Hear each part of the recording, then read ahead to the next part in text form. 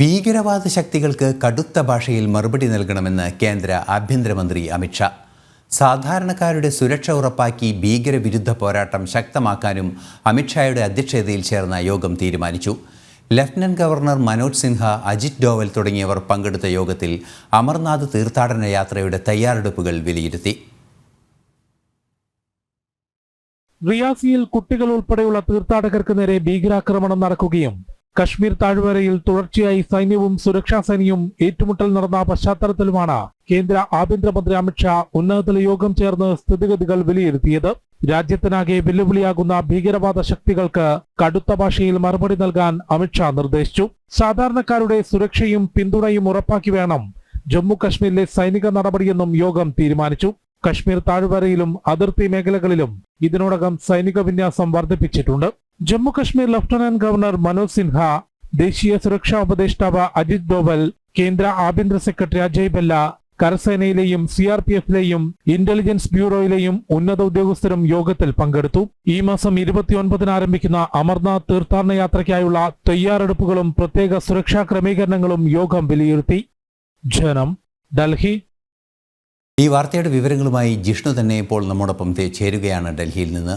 ജിഷ്ണു തന്നെ റിപ്പോർട്ട് ചെയ്തിരിക്കുന്നു, കടുത്ത ഭാഷയിൽ മറുപടി നൽകണമെന്നാണ് അമിത്ഷാ വ്യക്തമാക്കിയത്. തീർച്ചയായും നമുക്കറിയാവുന്നതാണ്, കർശനമായ തീവ്രവാദ വിരുദ്ധ നിലപാടുകൾ അല്ലെങ്കിൽ ഭീകരവാദ വിരുദ്ധ നിലപാടുകൾ സ്വീകരിച്ച ഒരു ചരിത്രമാണ് അമിത്ഷായുടെ ആഭ്യന്തര മന്ത്രാലയത്തിലെ കഴിഞ്ഞ 5 വർഷങ്ങൾ. തുടർന്നും അത്രയും കർശനമായ നീക്കങ്ങൾ, അത് കമ്മ്യൂണിസ്റ്റ് വിഭാഗങ്ങളുടേതായിരിക്കാം, അതുപോലെ തന്നെ മറ്റു ഭീകരർക്കെതിരെയായിരിക്കാം, ശക്തമായ നീക്കങ്ങൾ നടക്കും എന്ന് തന്നെയാണ് മനസ്സിലാക്കാൻ സാധിക്കുന്നത്. എന്താണ് കൂടുതൽ വിവരങ്ങൾ ഇന്നത്തെ യോഗവുമായി ബന്ധപ്പെട്ട്?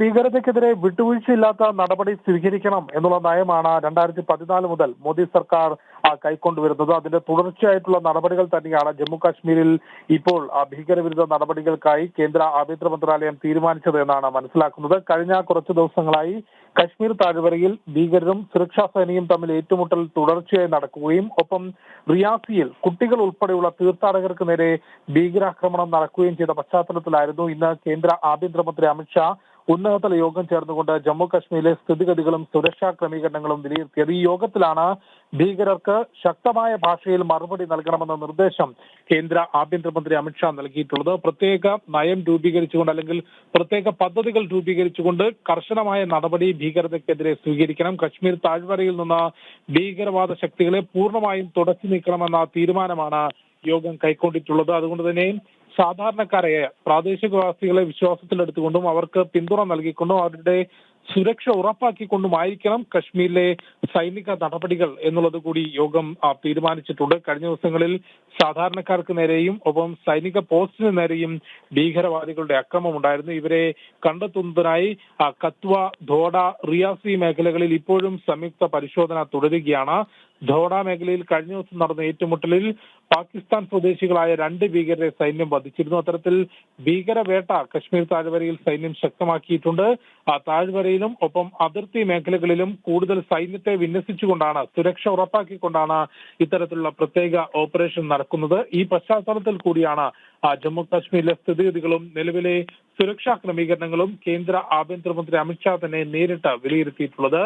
ജമ്മു കാശ്മീർ ലഫ്റ്റനന്റ് ഗവർണർ മനോജ് സിൻഹ, ഒപ്പം ദേശീയ സുരക്ഷാ ഉപദേഷ്ടാവ് അജിത് ഡോവൽ, കേന്ദ്ര ഇന്റലിജൻസ് ബ്യൂറോ മേധാവി, ആഭ്യന്തര സെക്രട്ടറി അജയ് ഭല്ല, കരസേനയിലെയും CRPF-ലെയും ഉന്നത ഉദ്യോഗസ്ഥരും ഈ യോഗത്തിൽ പങ്കെടുത്തിട്ടുണ്ട്. കൂടാതെ ഈ മാസം 29 മുതൽ ആരംഭിക്കുന്ന അമർനാഥ് തീർത്ഥാടന യാത്രയ്ക്കായി ഒരുക്കിയിട്ടുള്ള തയ്യാറെടുപ്പുകൾ, അതിന്റെ ഭാഗമായുള്ള പ്രത്യേക സുരക്ഷാ ക്രമീകരണങ്ങൾ, ഇവയും ഈ യോഗത്തിൽ വിലയിരുത്തിയിട്ടുണ്ട്. തീർത്ഥാടകർക്ക് ബേസ് ക്യാമ്പിലേക്ക് എത്തുന്നത് വരെയുള്ള വഴികൾ, ആ വഴികളിൽ കൃത്യമായ സുരക്ഷാ പരിശോധന നടത്തുന്നതിനും ജമ്മു, ശ്രീനഗർ, ജമ്മു, പത്താൻകോട്ട് ദേശീയപാതകളിൽ ഇപ്പോൾ നടത്തിവരുന്ന ഈ ഒരു ഭീകരാക്രമണങ്ങളുടെ പശ്ചാത്തലത്തിൽ നടത്തിവരുന്ന പ്രത്യേക പരിശോധന തുടരാനുമാണ് നിലവിൽ യോഗം തീരുമാനിച്ചിട്ടുള്ളത്. ഐസൻ. തീർച്ചയായും ജിഷ്ണു, അതുപോലെ തന്നെ കമ്മ്യൂണിസ്റ്റ് ഭീകരതയ്ക്കുമെതിരെ കർശനമായ നിലപാട് സ്വീകരിച്ച ഒരു ചരിത്രം നമുക്ക് അറിയാവുന്നതാണ്. ഛത്തീസ്ഗഡിലും മറ്റും ബസ്തറിലും മറ്റും നടന്ന ശക്തമായ ആക്രമണങ്ങളെല്ലാം തന്നെ നമ്മൾ കണ്ടതുമാണ്. അത്തരത്തിലുള്ള എന്തെങ്കിലും, അതായത് തീർച്ചയായും കശ്മീരിലെ വിഷയങ്ങൾ ഏറെ ഗൗരവമർഹിക്കുന്നത് തന്നെയാണ്. അതുകൊണ്ട് തന്നെ ഈ അടുത്ത സാഹചര്യങ്ങളിലുണ്ടായ ചില പ്രശ്നങ്ങളുടെ അടിസ്ഥാനത്തിലാണ് ഇന്നത്തെ യോഗം. അതുപോലെ തന്നെ അമർനാഥ് തീർത്ഥാടന യാത്രയുടെ പ്രാഥമിക പരിഗണന എല്ലാം തന്നെ ഇതിൽ നടക്കുകയും ചെയ്യുന്നുണ്ട്. അതുപോലെ തന്നെ കമ്മ്യൂണിസ്റ്റ് ഭീകരത, അതുപോലെ തന്നെ ഈ ഛത്തീസ്ഗഡിലും അതുപോലുള്ള പ്രദേശങ്ങളിലുമുള്ള ഭീകരത സംബന്ധിച്ച് ഈ യോഗത്തിൽ എന്തെങ്കിലും ചർച്ചകളുണ്ടായോ, അല്ലെങ്കിൽ അത് സംബന്ധിച്ച് എന്തെങ്കിലും നിലപാടുകൾ ചർച്ച ചെയ്തോ? ഐസൻ, ഇന്ന് ചേർന്നിട്ടുള്ള യോഗം പൂർണ്ണമായും ജമ്മു കാശ്മീരിലെ സുരക്ഷാ ക്രമീകരണങ്ങൾ വിലയിരുത്തുന്നതിനും ഒപ്പം നടക്കാനിരിക്കുന്ന അമർനാഥ് തീർത്ഥാടന യാത്രയുടെ തയ്യാറെടുപ്പുകൾ വിലയിരുത്തുന്നതിനുമാണ്. ജമ്മു കാശ്മീരുമായി ബന്ധപ്പെട്ട വിഷയം മാത്രമാണ് ചർച്ച ചെയ്തത് എന്നാണ് മനസ്സിലാക്കുന്നത്. ഈ കമ്മ്യൂണിസ്റ്റ് ഭീകരതയ്ക്കെതിരായി മാവോയിസ്റ്റ് ഭീകരരെ രാജ്യത്ത് നിന്ന് തുടച്ചു നീക്കുന്നതിന്, അല്ലെങ്കിൽ ചുവപ്പൻ ഭീകരത രാജ്യത്ത് നിന്ന് പൂർണ്ണമായും തുടച്ചു നീക്കും എന്നുള്ളത് നേരത്തെ തന്നെ കേന്ദ്ര ആഭ്യന്തരമന്ത്രി അമിത്ഷാ പ്രഖ്യാപിച്ചിരുന്നു. അതിനനുസൃതമായ പ്രവർത്തനങ്ങൾ നടത്തി വരുന്നുണ്ട്. നിലവിൽ കഴിഞ്ഞ ദിവസമാണ് ഛത്തീസ്ഗഡിൽ നാരായൺപൂർ ജില്ലയിൽ ഉണ്ടായിട്ടുള്ള ഏറ്റുമുട്ടലിൽ 8 ഭീകരരെ സുരക്ഷാ ഉദ്യോഗസ്ഥർ വധിച്ചത്. അവിടെ ഒരു സുരക്ഷാ ഉദ്യോഗസ്ഥന് വീരമൃത്യു വരിക്കേണ്ട സാഹചര്യം ഉണ്ടായിരുന്നു. ഇന്ന് കേന്ദ്ര ആഭ്യന്തര മന്ത്രാലയത്തിൽ നോർത്ത് ബ്ലോക്കിൽ ചേർന്നിട്ടുള്ള യോഗത്തിൽ കേന്ദ്ര ആഭ്യന്തരമന്ത്രി അമിത്ഷായുടെ അധ്യക്ഷതയിൽ ചേർന്നിട്ടുള്ള യോഗം പൂർണ്ണമായും ജമ്മു കാശ്മീരിലെ സ്ഥിതിഗതികളും അവിടെയുള്ള സുരക്ഷാ ക്രമീകരണങ്ങളുമാണ് വിലയിരുത്തിയിട്ടുള്ളത്. ഭീകരവാദ ശക്തികൾക്ക് കടുത്ത ഭാഷയിൽ അവർക്ക് അതേ നാണയത്തിൽ തോക്കുകൊണ്ട് തന്നെ മറുപടി നൽകാനുള്ള നിർദ്ദേശമാണ് അമിത്ഷാ നൽകിയിട്ടുള്ളത് എന്നാണ് മനസ്സിലാക്കുന്നത്. അത് പക്ഷേ സാധാരണക്കാരുടെ സുരക്ഷ ഉറപ്പാക്കിക്കൊണ്ടും അതിർത്തി സുരക്ഷിതമായി സംരക്ഷിച്ചുകൊണ്ടുമായിരിക്കും ഇത്തരത്തിലുള്ള പ്രത്യേക ഓപ്പറേഷൻ നടക്കുക എന്നാണ് മനസ്സിലാക്കുന്നത്. ഐസൻ. നന്ദി ജിഷ്ണു.